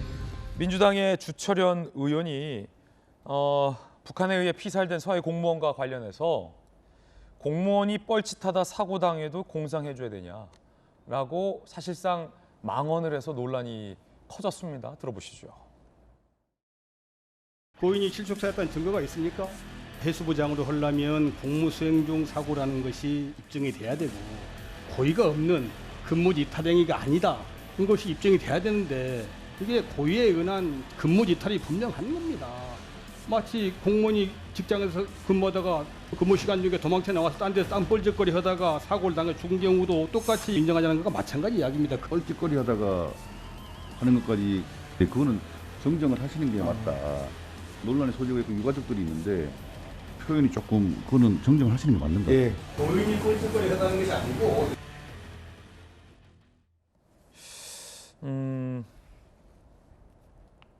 여러분 어떻게 들었습니까? 고인이 뻘짓거리 했다는 게 아니다라고 서둘러 발언을 걷어 담으려 했지만 우리가 다 듣지 않았습니까? 그 서해에서 피살된 공무원에 대해서 아무리 월북으로 생각한다라고 해도 유족이 있고 국민들은 적어도 절반의 국민 이상들은 월북으로 단정하지 않는데 공무 중에 이탈을 해서 뻘짓하다가 죽음을 당한 것과 마찬가지다라고 본인이 직접 얘기하지 않았습니까? 민주당의 주철현 의원의 발언인데 김영주 의원님. 네. 이거는 망언 아닙니까? 오죽하면은 국민의힘의 정의용이 너무 지나친 망언에 대해서 좀 수정해주는 문제 제기를 했고요. 그러니까요. 또 그러니까 해수부장으로 하는 것이 과연 어느 기준에 맞느냐 없느냐 토론을 하다가 그런 일이 있었는데 좀 너무 과하게 지나친 발언은 분명한 것 같습니다. 그리고 유가족도 계시고 그런 부분이 있는데 아직까지 그런 어떤 그 사건 전체의 전모가 드러나지 않은 상태에서 저런 얘기하는 것 자체가 적절하지 않을 뿐더러 표현 자체도 매우 부적절했다. 저는 그렇게 보고요. 또 실제로 미리 뭐 어떤 서로 간의 어떤 하나의 어떤 기준을 가지고 해서는 안 된다 이렇게 얘기하는 그 자격도 사실 없는 것이죠. 예. 그리고 어쨌든 큰 틀에서 보면 우리 공무원, 우리 국민이 억울한 죽음을 당한 부분이기 때문에 그 말 한마디 한마디를 매우 조심스럽게 해야 되는데 그러지 못한 것에 대해서는 민주당 전체가 조금 유가족들에 대해서도 사과의 말씀을 해야 될 것 같다는 생각이 듭니다. 예. 아니 저는 너무 이해가 안 되는 게 확정적인 한 상황에서 고인을 월북으로 단정지었잖아요. 이것도 유가족에게는 엄청나게 큰 상처인데 해수부장이에요. 그러니까 공적으로 상을 치러주는 건데 그것도 아깝습니까? 예? 해수부장 치러주기도 싫습니까? 이렇게까지 얘기해서 유가족들의 가슴을 후벼 파야 됩니까? 그러니까 어린 딸은 아버지가 죽은 줄도 모르고 몇 년을 보냈습니다. 해수부장도 치러주기 싫은 거예요? 서지현 의원님?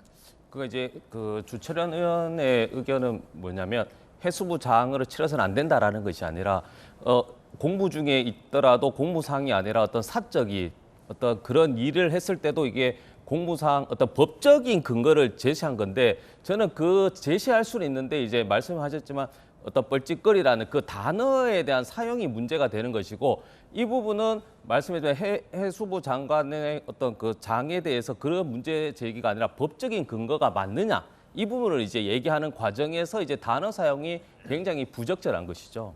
아니 근데 주철현 민주당 의원 발언을 보면 앞에 해수부장 대상자 선정위원회 회의록을 보면 이대준 씨가 실족사한 것처럼 돼 있는데 고인이 실족사가 맞냐? 분명히 고인의 해수부장에 대해서 지금 반대를 하는 취지의 발언이에요. 그 이제 반대라기보다는 그러니까 지금 되게 이게 정쟁으로 가는 부분이 있는 것인데 유가족의 억울함을 해소하는 건 좋은데 한쪽에서는 월북이라고 해서 이것을 조작했다 그러고 한쪽은 우리는 월북이라고 할 필요가 없는 것인데 왜 월북이라고 또 조작하냐 하다 보니까 이 정말 고인의 어떤 명예와 가족의 억울함을 뒤로 하고 이걸 자꾸 정쟁으로 하다 보니까 해당 의원님들도 격하게 반응하지 않나 이런 생각을 드는 겁니다. 예, 민주당의 주장은 이 씨는 공상으로 인정돼서는 안 된다라는 주장이 명백합니다. 김병윤 대변인 어떻게 보십니까? 일단 주철현 의원은 유가족이 즉각 사과를 좀 했으면 좋겠다는 생각이 들고요. 2차, 3차 가해라는 표현들이 계속 나오고 있지 않습니까? 민주당과 문재인 정부가 대한민국 국민의 살릴 수 있었던 목숨이라고 저는 생각을 합니다.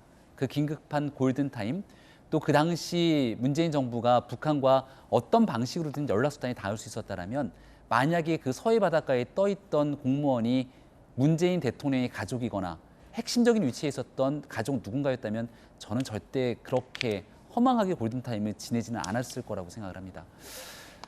사람의 목숨이 죽어갔던 일이고요. 근데 거기에 대해서 유가족들한테 월북자 낙인 딱지를 찍어놓고 이제는 상을 치르는 과정 속에서도 실족이라고 하는 부분들을 어떻게 단정지을 수 있냐 이런 얘기를 하게 된다는 것이 대한민국을 대표하는 국회의원 입에서 나올 수 있는 얘기입니까? 이런 참담한 일들이 있을 때마다 떠오르는 영화의 그 한 대목 대사가 있는데요. 우리 사람 되기는 힘들어도 괴물은 되지 말자. 과거 민주당에서도 이 얘기 많이 꺼냈던 거로 기억하고 있습니다. 지금 저 얘기를 꺼냈던 주 의원에게 반드시 들려주고 싶은 얘기고요. 사안에 대해서 진실을 찾아가자고 문재인 대통령 감사원에서 요구하니까 무례한 짓이라고 언급하지 않습니까? 사안의 진실을 밝히려는 노력에 대해서는 완전히 철저하게 외면하고 오히려 유가족들에게 2차, 3차 낙인 찍고 가해하고 이런 일들을 대한민국의 책임 있는 정신에 해서는 되겠는 일이겠습니까? 이쯤이라도 이제 제발 좀 멈추고 유가족들의 아픈 마음도 좀 달래주면서 사안의 진실을 밝힐 수 있는 일에 협조하는 것이 책임 있는 정치인의 역할이라고 봅니다. 예, 지금 주철현 의원 등이 이 해수부장에 반대하고 이의 제기를 하는 이유는 딱 한 가지 아니겠습니까? 우리가 월북으로 규정했는데 월북이 아닌 것처럼 왜 장을 공상으로 치러주냐? 그거 하나 아닙니까? 솔직하게 얘기해서. 그렇죠. 아니 저는 좀 그리고 비겁하다고 생각해요. 아니 그러면 과거처럼 월북이 맞다라고 주장을 하든지 근데 이제 와가지고는 뭐 사인이 확인되지 않았다 이게 뭐 좀 근무 중에 일어난 게 맞냐라고 계속 연기를 피우면서 해수부장 해주는 게 적절하냐 이런 식으로 하고 있어요. 과거에 자신 있게 월북이다라고 단정했던 것처럼 지금도 그렇게 한번 해보십시오. 좀 그렇게 말씀드리고 싶고요. 이게 얼마나 저는 참 안 좋은 일인 게 주철현 의원이 사실 제 옆 지역구에 있는 여수 국회의원입니다. 그러다 보니까 여수에 있는 분들이 저한테 막 문자를 보내요. 예. 아니, 주철현 의원 이런 식으로 말을 해도 되는 거냐. 이거 도를 넘어선 거 아니냐. 근데 결국 도를 넘어선 발언이 나오게 된 계기가 뭐냐. 저는 문재인 전 대통령을 빼고는 설명이 안 된다고 생각합니다. 감사원에서 문재인 전 대통령에 대해서도 서면 조사하겠다라고 하니까 왜 우리 성역을 건드려. 이게 월북인지 아닌지 판단하고 말고 이런 거 중요한 게 아니고 문재인 전 대통령 건드리는 거는 성역을 침범했지. 우리도 가만 안 있을 거야. 라고 저는 신경질적인 반응을 하는 것 같아요. 신경질적 반응 정치하다 보면 할 수도 있어요. 상대방이 그냥 여당인 거면 상관없습니다. 근데 저 신경질적인 반응의 한복판에 우리 국민들이 있고 유가족이 있는 거잖아요. 게다가 저기 지금 국감장에서 발언하면은 면책특권 때문에 형사상 책임도 안 지고 민사상 손해배상 책임도 안 집니다. 유가족이 할 수 있는 게 아무것도 없어요. 전 저렇게 정말 비겁하게 제대로 본인의 결론도 밝히지도 못하면서 자극적인 단어 써가지고 국민의 명예를 훼손하는 국회의원은 정말 자질이 너무 없다 이렇게 생각이 됩니다. 왜냐하면 본인은 고인을 특정하지 않았다고는 했지만 공무원이 뻘짓하다 사고당해도 공상 처리해 주는 것과 마찬가지다라고 표현을 한 거면 본인 빼고 주철현 의원 빼고 듣는 사람의 많은 사람들은 고인을 지칭한 거다. 이렇게 사실은 들리잖아요, 김영주 의원님. 네, 그렇습니다. 그러니까 실제로 뭐 명확하게 들어가서는 뭐 그분이 뭐 뻘짓했다 이렇게 표현하지는 않았죠, 분명히. 그렇지만 결과적으로는 그분이 그동안에 했던 그 일련의 사고 과정은 공식적인 활동이 아니고 개인적인 활동이고 그 발언 뒤에는 마치 개인의 사생활에 뭔가 다른 어떤 비상식적이고 비도덕적인 활동이 있었던 것처럼 그런 부분을 강조하는, 그래서 사실은 또 2차 가해고 또 망자의 모독 이런 부분이 해당될 수 있기 때문에 특히 저런 질의일수록 훨씬 더 조심해야 되는데 오히려 지금 주 의원 발언을 보면 아예 작심하고 한 것 같은 그런 느낌이 들었어요. 이것이 민주당으로서는 상당히 국감을 임할 때 저런 부분에 대한 어떤 당내의 어떤 협의라든지 내용 조율을 안 하나 이런 생각도 들게 됩니다. 지금 민주당의 주철원 의원이 잘못 생각하고 계신 것 중에 하나가 해수부장에 이렇게 문제 제기할 게 아닙니다. 해수부장이 한 열 몇 건 치러졌는데 그중에 사인이 불명확한 경우에도 해수부 공무원이 사인이 불명확하게 사망한 경우에도 해수부장을 치러준 경우가 있습니다. 전례가 있어요. 해수부장을 치러준다고 해서 문재인 정부가 월북으로 발표한 게 반박당하는 게 아니란 말이죠. 제발 고인 가족에게 치러주는 장. 서재현님 돈 몇 푼 한다고 해수부장을 반대합니까? 예. 반대하지 마시죠. 그러니까 제가 말씀드린 게 이게 해수부장을 하지 말자의 문제가 아니라 그 계속 이분이 정쟁으로 가는 것이다. 그래서 저희 민주당 입장에서는 저희가 월북이라 조작한 게 아니에요. 그 당시에 해양수산부하고 국 관계자가 그 당시 정황을 놓고 봤을 때 월북이라고 확정을 지었다. 그리고 그것이 또 의견이 있었기 때문에 한 달 동안 또 추가를 조사해서 분석해서 발표를 한 겁니다. 민주당 특히 문재인 대통령이 야 이거 월북이다 하고 단정짓고 수사나 조사를 하라는 것이 아니라 거기에 있는 일선에 있는 공무원, 지금 또 그 공무원들이 2년 뒤에 결과를 번복한 것이죠. 그러니까 이 부분이 저는 정쟁인 것이고 그래서 민주당 입장에서는 그러면 국방이 그때 제가 지난번에도 방송에서 말씀하셨지만 정보 군 장성 출신의 한기호 간사가 그 당시에 국방위에 있었기 때문에 아 이건 누가 봐도 월북이다라고 한 발언이 있습니다. 그래서 그 부분에서 그러면 국방위 자료를 우리가 회의록을 열람하자고 하니까 그때는 또 이제 그 SI 정보가 있기 때문에 또 이제 국민의 입장에서는 열람은 안 된다라고 또 이제 문제 제기를 또 이제 하다 보니 결국에는 제일 답답한 게 유가족이지 않습니까? 그 진실을 알고 싶은 것인데 이걸 자꾸 정쟁으로 몰고 가서는 안 된다 말씀 계속 거듭 강조드립니다. 예, 공무원이 뻘짓하다 사고당해도 공상이냐라는 대한민국 국회의원의 발언 때문에 상처받은 고인의 유가족들에게 위로의 말씀을 전합니다. 자, 이번엔 뜨거운 소식 두 번째 뉴스 살펴보겠습니다. 함께 보시죠.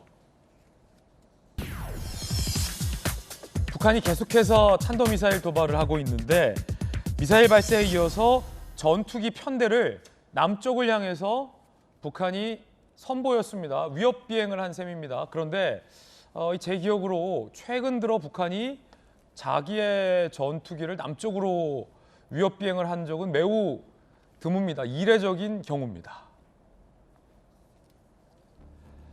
자, 어제 단거리 탄도미사일도 발사했고 수호이기와 미극이 기종 전투기 8대, 폭격기 4대, 총 12대를 특별 감시선을 넘어 우리 쪽으로 공대지 사격 훈련을 하면서 편대 비행을 했습니다. 위협 비행인 거죠. 무력 시위입니다. 매우 이례적인 경우입니다.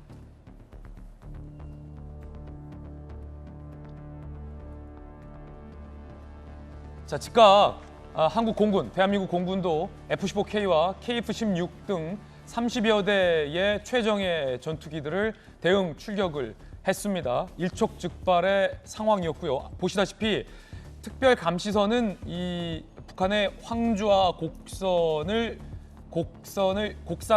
연결짓는 그 지점이 이제 특별 감시선으로 저희들은 추정되고 있는데 요거를 넘어서 남하를 한 겁니다. 남하를 한 거예요. 더 넘어오면 정말로 일촉즉발이고 DMZ가 가까워집니다. 예전에 북한의 이융평 대위가 저 특별감시선과 결국에는 전술조치선, 군사분계선까지 넘어서 미기글을 타고 귀순한 사례가 있었고 그때에도 우리 측의 전투기가 대응 출격을 해서 유도 귀순을 한 바 있었는데 그 이후에 매우 이례적인 상황까지 지금 간 겁니다. 김영주 의원님, 네. 어떻게 보십니까? 지금 매우 이례적인 도발이에요? 그렇습니다. 이제 다시 말하자면 로널드 레이건호가 돌아오고 또 한미일 합동 훈련에 대해서 계속 연일 맞대응을 하고 있다라고 보여지고요. 실제로 보면 지금 수호기 미그 29가 떴단 말이죠. 미그 29가 사실은 그나마도 뭐 최신 어떤 정비라고 할 수 있습니다만 그래도 30년 된 부분이고 한때 이런 얘기를 한 적이 있었어요. 그러니까 실제로 북한 고급 관료에게 주체 사상 얼마에 팔래? 그렇게 아주 목숨을 담보한 질문을 했을 때 그 중에 하나가 남한이 훈련할 때 북한이 맞대응한 훈련 한 비용 이렇게 얘기했거든요. 그게 부담된다. 예. 사실 지금으로는 북한도 죽을 맛일 겁니다. 예. 대응을 안 할 수도 없고 할 수도 없고 좀 한다라고 하는 것은 굉장히 지금 기름도 없고 여러 가지 외화도 말하자면 제재 때문에 한데 마지막 한 발 한 발까지를 쌓아 붓겠다라고 하는 김정은의 어떤 지시와 전략이 있지 않느냐. 말하자면 10월부터 11일까지는 연속적으로 아마 이런 것을 통해서 마지막 이제 핵실험까지를 함으로써 그 뒤에 뒤를 생각하고 있지 않느냐. 그러니까 12월 1일 달에 미국과 한국을 통해서 다른 걸 얻어내기 위한 아주 쇼를 하고 있다. 군사적 쇼를 한다. 그렇게 봐야 될 것 같습니다. 그렇군요. 근데 제가 궁금한 게 워낙 이제 또 북한 전문가시니까 북한이 출격한 전투기가 사실은 이게 위협적이긴 한데 좀 샅샅이 따져보면 되게 오래된 전투기예요. 그러니까 미극이 소 이게 언제적이에요? 이거 2차 세계대전 때 개발된 전투기 그것도 소련이 그냥 준 거 아닙니까? 북한한테. 그러니까 실제로 북한이 미극기를 받아들인 게 89년이에요. 89년. 웬일이에요 이게? 89년에 예. 지금 저 기종의 22대를 받은 걸로 저게 아직도 시동이 걸린다는 게 놀라워요. 33년이거든요. 예, 관리 정말 잘했네. 잘 기름칠하고 닦고 예. 한 것이죠.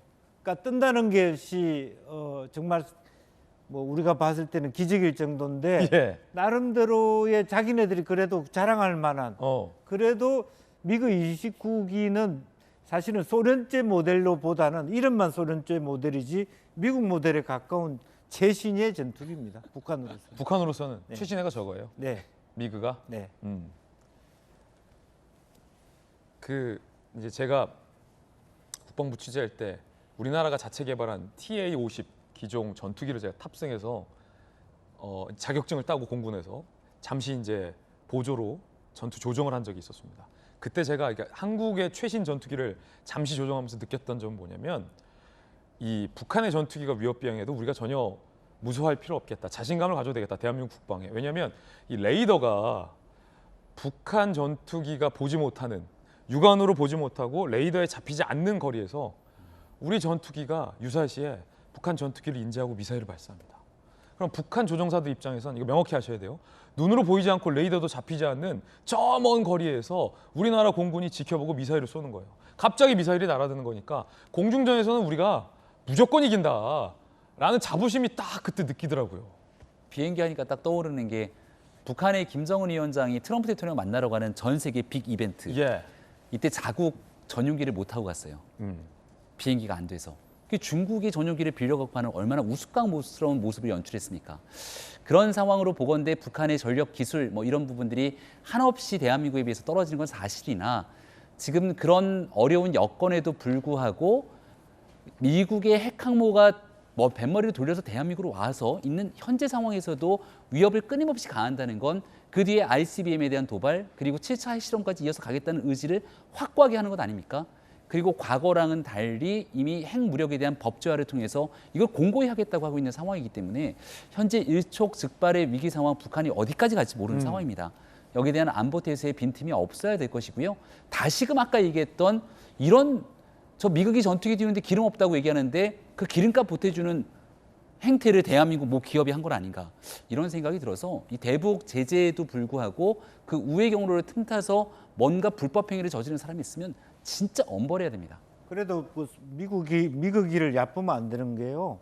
소련이 러시아가 워낙 영토가 넓기 때문에 러시아제 그 비행기의 특성은 마 2.3 정도입니다. 속도가 빠르죠. 속도는 엄청 빠르기 때문에 예. 그걸 그렇게 옛날된 비행기라고 간과하면 안 됩니다. 네. 자, 뜨거운 소식 함께하고 있습니다. 이번엔 세 번째 소식 공개하겠습니다. 오랜만에 뵙는군요. 추미애 전 법무부 장관. 어제 법사위 국감에서 소위 추미애 체력 단련실과 관련된 추미애 헬스장 논란이 불거져 나왔습니다. 이게 뭘까요, 추미애 헬스장? 법무부 정사 8층에 직원 휴게실이 장관님 취임 이후 지시에 따라서 만들어졌다. 그렇다면은 장관님 취임 이전에 이 공간은 어떻게 쓰였습니까? 일종의 헬스장 같이 돼 있는데 저희 법무부 청사에는 헬스장이 지하에 있습니다. 그래서 저는 불필요한 공간이고 낭비라고 생각해서 게다가 그것이 국무회의실 옆에 있거든요. 일반적인 직원들이 헬스장으로 쓸 수 있는 곳도 아니기도 하고요. 그렇다면 국무회의실 옆에 헬스 공간이 있었단 말입니까? 바로 직전 장관님은 박범계 장관이었잖아요. 그렇죠? 박 장관님 사용하시지는 않았던 것 같습니다. 만들어진 경위 자체는 추미애 장관이 지시로 만들어진 것은 맞습니다. 박범계 위원님 하실 말씀 있으면 좀 시원하게 하시고 좀. 아마 추미애 전 장관님께서 재직 중에 만드신 모양인데 당신께서 사용하지 않은 걸로 알고 있고 아마 여직원들을 위한 시설로 저는 만들었다는 보고를 받았는데 코로나 때문에 열지를 않았다. 박범계 장관도 살짝 저 내가 안 만든 건데 추미애 장관이 만든 거다. 근데 국무회의실 옆에 헬스장을 만들면 어떤 강큰 직원이 가서 국무회의실 옆에서 헬스를 할까? 여직원 전용 공간이라고 했는데 사용도 안 됐다. 박범계 의원도 갸우뚱하는 저곳이 논란입니다. 소위 추미애 전용 헬스장이 아니냐라는 논란이 제기된 겁니다. 법무부 추미애 장관 지시로 체력 단련실을 설치했는데 장관실 바로 위층. 와, 그러면은 저기서 아령 잘못 떨어뜨리면 장관실 쿵 누구야 이렇게 되는 거예요. 바닥 매트 및 전기 공사비 2,200만 원, 요가 매트 1,882만 원, 4,082만 원. 여직원들 이용으로 명목 설치했다. 근데 여직원들에게 공지 안 됐다고 해요. 현재 한동훈 장관 지시에 따라 없앴어요. 직원 휴게실로 사용됐다고 합니다.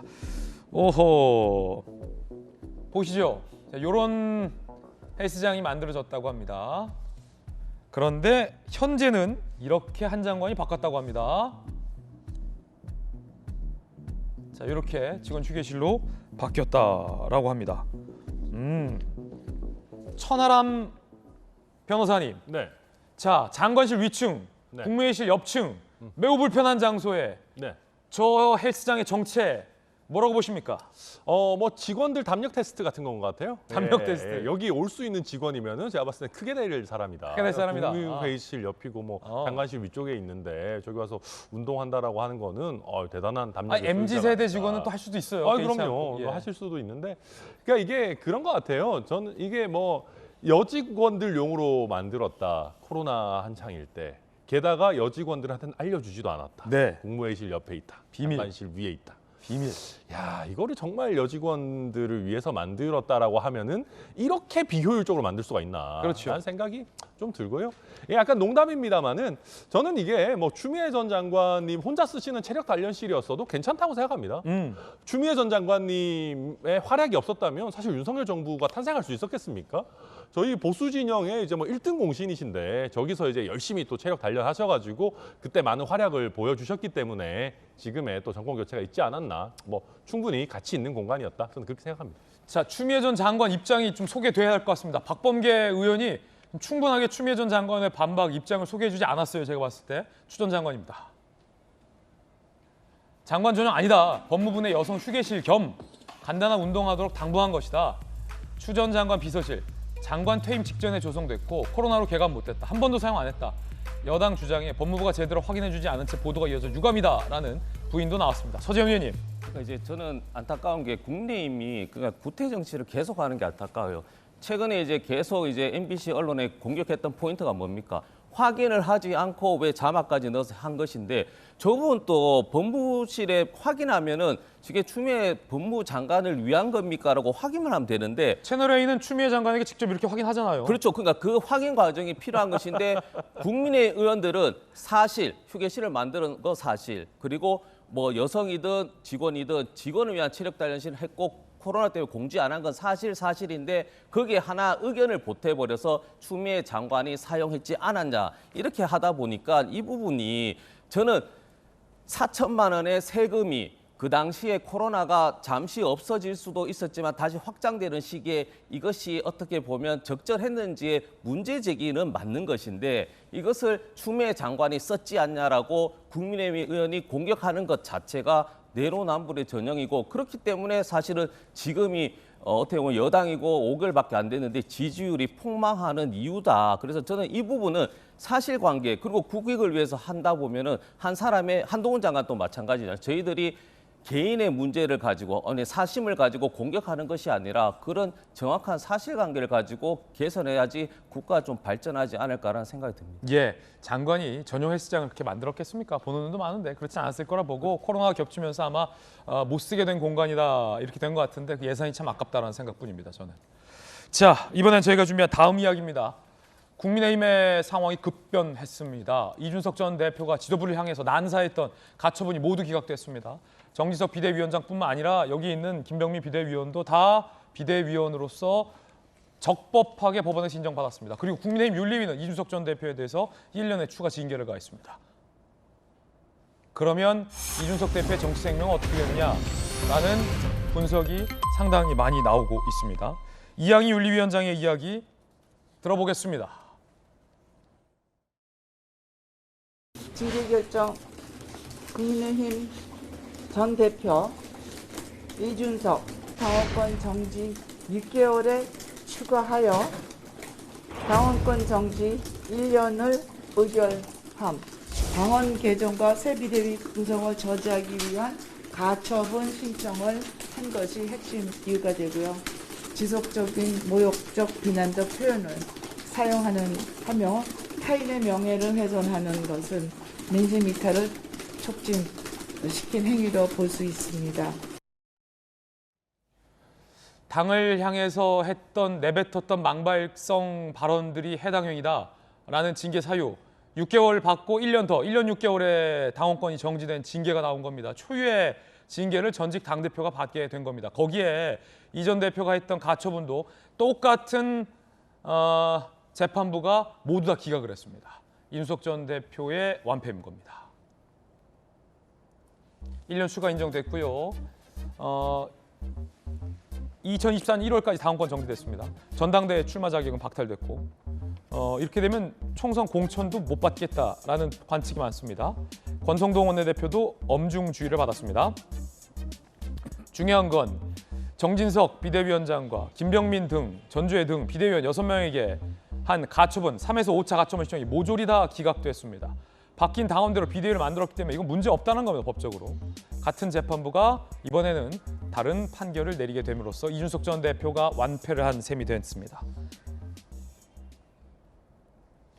김영주 의원님이 이준석 전 대표가 신청한 3차에서 5차 가처분은 다 기각될 거고 이준석 전 대표는 추가 징계 1년에서 2년을 받을 거다라고 예측을 했는데 그게 정확하게 맞아떨어졌어요.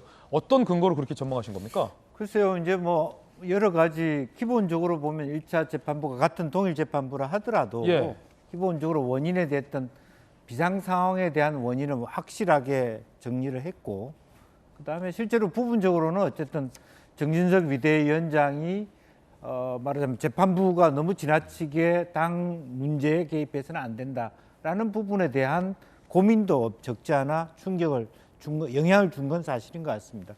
실제적으로 보면 제가 만약에 가처분이 인용된다면 이것은 헌법적 가치를 가지고 실제로 당원들한테 뽑힌 당대표를 당내 이런저런 기구나 당원의 개정으로 떨어뜨릴 수 없다라는 것이 가장 큰 1차의 말하자면 인용의 원인이었거든요. 이제 그런 부분을 계속적으로 재판부가 고민했더라면 이번도 그렇게 간단한 문제는 아니에요. 어차피 재판부가 뭘 중심에 두느냐에 딸려 있는 문제이기 때문에. 그러나 그럼에도 불구하고 우리나라 역사상 또 전반적으로 보면 정당의 부분에 대해서 정당이 스스로 결정한다라는 부분으로 입장을 선회한 것이 인용된 부분이고 또 하나는 이준석 대표의 그동안의 행동의 방향으로 봐서는 만약에 제명을 했을 때 그것이 훨씬 국민의힘으로서는 더 골치 아플 것이다 라고 하는 부분 따라서 적정하게 즉 다음 총선에 나오지 않을 정도의 가장 미약한 그런 결정을 내는 것이 그나마도 당내의 파열음을 줄이는 일이다. 이것이 아마 윤리위원회의 어떤 합의된 구조가 될 수밖에 없지 않느냐 하는 것이 제 생각입니다. 그 예상이 적중을 한 겁니다. 제가 민주당 이 의원들, 국민의힘 관계자들 많잖아요. 개인적으로 다 물어봤었는데 정확하게 맞춘 사람은 김영주 의원뿐이었습니다. 대단합니다. 자, 만약에 이준석 전 대표가 신청했던 가처분이 받아들여졌다면 김병민 비대위원은 이제 효력 정지를 먹을 뻔했는데 정진석 비대위원장 이야기 들어보시죠. 집권 여당의 지도 체제를 안정적으로 확립해서 윤석열 정부의 성공을 튼실하게 뒷받침하기 위해 만전을 지켜 나가겠습니다. 윤리위 있어가지고 여전히 이제 앞선 이 전 대표의 어떤 뭐 발언이라든지 이런 부분은 좀 문제가 있다고 생각하시나요? 이준석 전 대표의 문제에 대해서는 더 이상 제가 논평하고 싶지 않습니다. 이 이후의 법정 대응은 이준석 전 대표가 하면 우리도 따라서 대응하는 그런 일인데 이 대표가 더 이상 이제 그걸 안 했으면 좋겠어요. 자, 일단 김병민 비대위원님, 이거 뭐 축하드린다고 해야 될지요? 뭐 어쨌든 비대위원으로서 이제 중책을 이어가시게 됐습니다. 이준석 전 대표가 추가적인 법적 가처분 신청은 이제 무의미하게 된 것 같아요. 그리고 당내에서 1년 6개월의 중징계를 받았어요. 당대표 중에서 이렇게 중징계 받았던 경우는 없습니다. 정치인 이준석의 정치 생명이 끝난 것 아니냐라는 조간신문들의 분석도 오늘 상당히 많은 것 또한 사실입니다. 어떻게 보십니까? 저는 일단 이 법원의 판단은 정당의 자율성은 법원이 존중해준 판결이라고 생각을 하고요. 이게 이제 정치의 사법화에 대한 우려를 많이 하지 않습니까? 만약에 이번 가처분이 또 인용이 되기 시작한다면 정당에서 바꾼 당원 당규에 대한 효력을 누군가가 문제가 있다고 제기할 때마다 다 법원의 판단을 구해야 되기 때문에 민주당을 비롯한 타 정당에서도 이 법원의 판결들을 예의주시해서 봤을 거라고 봅니다. 결과적으로 법원의 정당의 자유로운 활동에 대해서 손을 들어준 만큼 더 무거운 책임감을 갖고 국민 눈높이에 맞는 집권당으로서의 역할을 해야 된다 이런 생각을 갖고 있고요. 이준석 전 대표에 대한 징계 문제에 대해서도 바라보는 시선이 좀 다를 수 있겠습니다만은 일단은 첫 번째 나왔던 징계 기간 동안에 여기 추가적인 문제가 발생하면 저번에 있었던 징계보다는 더 중한 징계를 내릴 수밖에 없는 게 현재 현실입니다. 근데 단순한 말에 관한 내용보다 이양희 위원장의 얘기를 들어보니 당에서 당원 당규를 개정하는 것은 개정할 때까지 다른 사람들의 목소리가 나올 수 있지만 당의 의사결정을 통해서 확정된 것인데 이 내용을 당대표를 지냈던 인사로서 법원까지 끌고 들어간 거잖아요. 그럼 당은 거듭된 혼란이 계속될 수밖에 없는 건데 이 가처분 신청의 결정이 나기 전까지도 이준석 전 대표는 거듭 계속해서 가처분 신청 등으로 법적 판단을 구하겠다고 얘기를 한 바가 있습니다. 이제 이런 행동에 대해서는 좀 종식하자라고 하는 의미들이 담겨져 있는 것 같고요. 밖에서 국민의힘을 바라보는 많은 분들이 제발 좀 그만 싸우고 나라 국민을 위한 민생 정치를 좀 했으면 좋겠다 얘기를 많이 하시는데 이번 가처분에 대한 결정을 계기로 이제 당에 대한 내분, 분란, 좀 안 좋은 목소리보다는 진짜 일할 수 있는 집권당의 모습에 갖춰갈 수 있도록 열심히 노력해야겠다 이렇게 생각합니다. 네, 이로써 국민의힘의 가장 큰 골칫거리는 일단락이 됐군요. 가처분 국면 말이죠. 저희들은 60초 광고 후에 다시 돌아오겠습니다. 잠시 후에 뵙죠. 네, 오늘 저희가 준비한 소식 모두 다 전해드렸습니다. 좋은 주말 보내시고요. 저희들은 다음 주 월요일 아침 8시 50분에 풍성한 소식과 시원한 돌직구 들고 인사드리겠습니다. 날이 많이 춥습니다. 우리 시청자 여러분 건강 잃지 않게 감기 조심하시기 바라겠습니다. 오늘 하루는 분명 어제보다 나을 겁니다. 좋은 하루 되십시오. 고맙습니다.